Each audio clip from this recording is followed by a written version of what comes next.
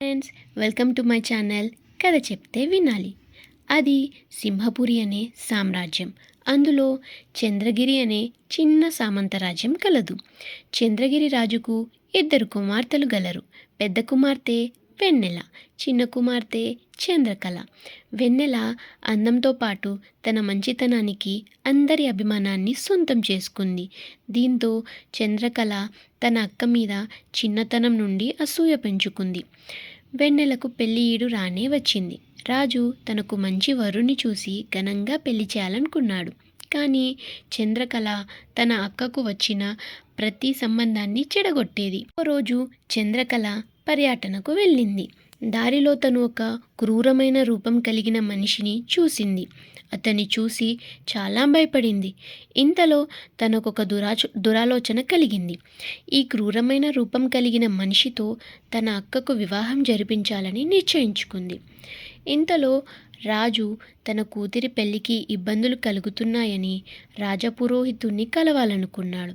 ఈ విషయం తెలుసుకొని ముందుగానే చంద్రకళ రాజపురోహితుని కలిసి తను చెప్పినట్టు రాజుగారి ముందు చెప్పమని బెదిరించింది.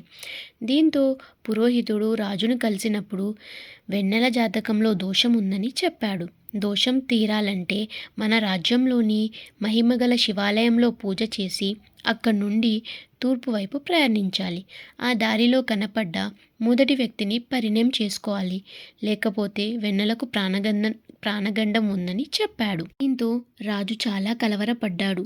వెన్నెలకు అంతా చెప్పాడు. మరునాడు తమ రాజ్యంలోని శివాలయంలో పూజ చేసి తూర్పు దిశగా తమ ప్రయాణం ప్రారంభించారు.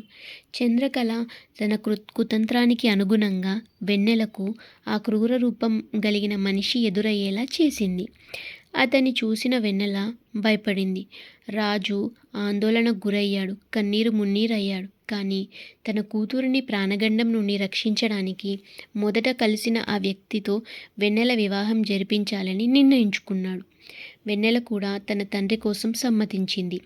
పెళ్లి ఏర్పాట్లు ప్రారంభించారు. తమ రాజకుమారి ఒక క్రూర రూపం కలిగిన మనిషిని పెళ్లి చేసుకోబోతుందని తెలిసి ఆ రాజ్యంలోని ప్రజలంతా చాలా దిగులు చెందారు.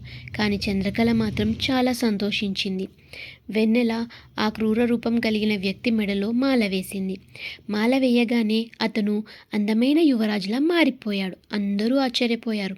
అప్పుడు ఆ యువరాజు తన పేరు సూర్యదేవని, సింహపురి సామ్రాజ్యానికి ఏకైక వారసుడని, కాబోయే మహారాజని చెప్పాడు.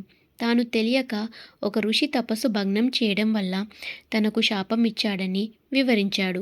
తన తల్లిదండ్రులు వేడుకోవడంతో శాప విమోచనంగా ఇంతటి భయంకరమైన రూపం చూసి కూడా తనను ఇష్టంగా పెళ్లి చేసుకునే అమ్మాయి వల్ల తనకు శాప విమోచనం కలుగుతుందని సెలవిచ్చారు. ఈ సంగతి విని రాజ్యమంతా సంతోషించారు. సూర్యదేవ్ వెన్నెలకు కృతజ్ఞతలు తెలియజేశాడు. ఇదే సమయంలో రాజపురోహితుడు తన తప్పు తెలుసుకొని రాజుకు చంద్రకళ చేసిన పన్నాగం గురించి చెప్పాడు. రాజుకు చంద్రకళను మందలించి తను చేసిన తప్పు అర్థమయ్యేలా చెప్పాడు. చంద్రకళ తన తప్పిదానికి చాలా కృంగిపోయింది. చంద్రకళ వెన్నెల జీవితం నాశనం చేయాలనుకున్న తన మంచితనం వల్ల ఆ దేవుడు తనను గొప్ప వ్యక్తితో వివాహం జరిగేలా చేశాడు. సింహపురి సామ్రాజ్యానికి మహారాణిని చేశాడు. మన మంచితనం ఎప్పుడూ మనకు అండగా నిలుస్తుంది. చూశారు కదా ఫ్రెండ్స్, ఈ కథ మీకు నచ్చినట్లయితే లైక్ చేయండి, షేర్ చేయండి, సబ్స్క్రైబ్ చేయండి.